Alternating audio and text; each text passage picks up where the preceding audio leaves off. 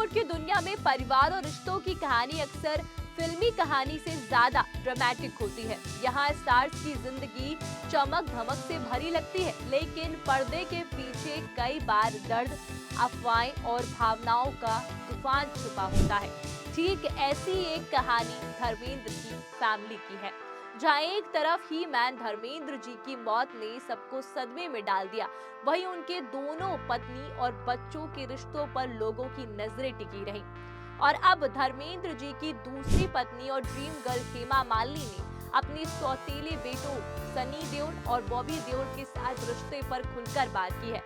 हेमा ने साफ साफ कहा है कि सनी उन्हें सब कुछ बताते हैं और उनका बॉन्ड हमेशा से मजबूत रहा है, लेकिन गॉसिप करने वालों को वो कोई सफाई देना नहीं चाहती हैं।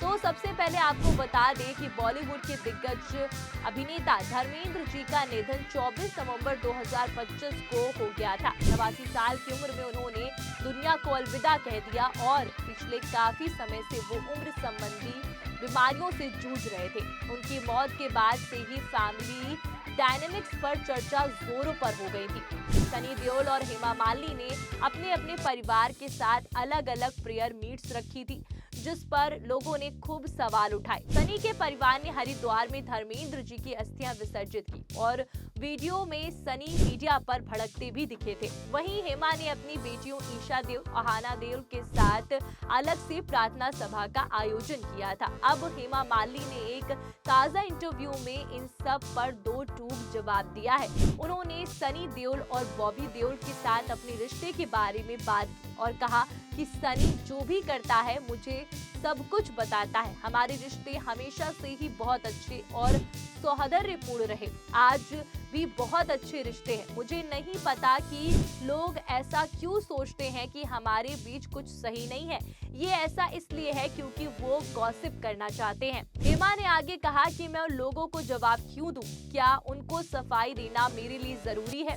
मैं क्यों दूं? ये मेरी लाइफ है, मेरी पर्सनल लाइफ।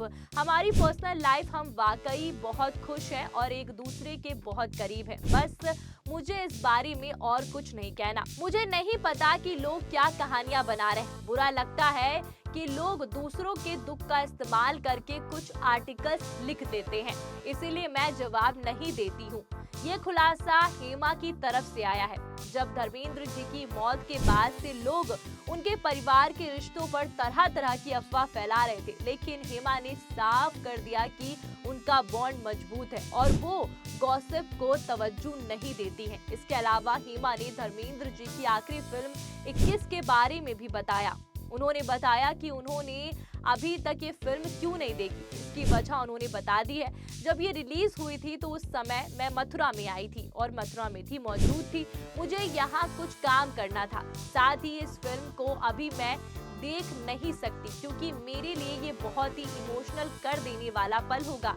मेरी बेटियां भी यही बोल रही हैं, शायद जब घाव भर जाएंगे तब देखूंगी। धर्मेंद्र जी की मौत के बाद हेमा का ये इंटरव्यू फैंस के लिए एक राहत भरी खबर है, क्योंकि ये दिखाता है कि परिवार में सब कुछ ठीक है, लेकिन ये कहानी कहां से शुरू हुई ये भी बताते हैं कि ये कहानी कहां से शुरू होती है। धर्मेंद्र और हेमा की लव स्टोरी खुद किसी फिल्मी कहानी से कम नहीं है। धर्मेंद्र जिन्हें बॉलीवुड का ही मैन कहा जाता है, का जन्म 8 दिसंबर 1935 को पंजाब के लुधियाना में हुआ था। उनका असली नाम धर्म सिंह देओल था। फिल्मों में आने से पहले वो एक साधारण जिंदगी जीते थे, लेकिन सपने बड़े थे। साल 1954 में सिर्फ 19 साल की उम्र में उन्होंने पहली शादी की प्रकाश कौर से। प्रकाश कौर से उनके 4 बच्चे हुए, सनी देओल, बॉबी देओल, अजीता, विजीता। और धर्मेंद्र ने अपने परिवार और करियर के बीच हमेशा बैलेंस बना के रखा, लेकिन 1960 के दशक के आखिर में उनकी जिंदगी में एक नया मोड़ आया, हेमा मालिनी का आना। हेमा मालिनी बॉलीवुड की ड्रीम गर्ल का जन्म 16 अक्टूबर 1948 को तमिलनाडु में हुआ। वो क्लासिकल डांसर है और राजनीति में सक्रिय है और इस समय वो मथुरा की सांसद भी है। उनकी मुलाकात धर्मेंद्र जी से फिल्म शराफत के सेट पर हुई थी। ये मुलाकात दोस्ती में बदली और फिर प्यार में। फिल्म शोले की शूटिंग के दौरान दोनों की नजदीकियां और बढ़ी और हेमा के सौम्य स्वभाव और खूबसूरती ने धर्मेंद्र का दिल जीत लिया, लेकिन ये रास्ता आसान नहीं था। धर्मेंद्र पहले से शादीशुदा थे और हेमा के पिता इस रिश्ते के सख्त खिलाफ थे। वो नहीं चाहते थे कि हेमा एक शादीशुदा आदमी से शादी करे, लेकिन हेमा ने साफ कह दिया था कि वो सिर्फ धर्मेंद्र जी से ही शादी करेंगी। समाज और मीडिया में खूब हंगामा मचा। अफवाहें उड़ी कि धर्मेंद्र ने हेमा से शादी के लिए अपना धर्म बदल लिया है, इस्लाम अपनाया और अपना नाम बदलकर दिलवर खान रख लिया, जबकि हेमा ने आयशा। लेकिन साल 2004 में खुद धर्मेंद्र जी ने एक इंटरव्यू में इन अफवाहों को झूठा बताया। उन्होंने कहा ये महज गॉसिप था, उन्होंने कभी धर्म नहीं बदला। फिर भी दोनों ने हार नहीं मानी और 2 मई 1980 को उन्होंने शादी कर ली और बिना प्रकाश कौर को तलाक दिए शादी के बाद हेमा और धर्मेंद्र की 2 बेटियों के पेरेंट्स बने, ईशा देओल और अहाना देओल। ये फैमिली हमेशा से ही कॉम्प्लिकेटेड लगी, लेकिन अंदर से बॉन्ड मजबूत था। धर्मेंद्र ने दोनों परिवार के बीच बैलेंस बनाया। हेमा ने सौतेले बच्चों के साथ अच्छा रिश्ता रखा। धर्मेंद्र का करियर भी शानदार रहा। उन्होंने 1960 में दिल भी तेरा हम भी तेरे से डेब्यू किया और फिर शोले, यमला पगला दीवाना अपनी जैसी सुपरहिट फिल्मों में काम किया। वो रोमांटिक हीरो के साथ साथ एक्शन हीरो भी थे। उनकी आखिरी फिल्म 21 थी, जो उनकी मौत के बाद रिलीज हुई।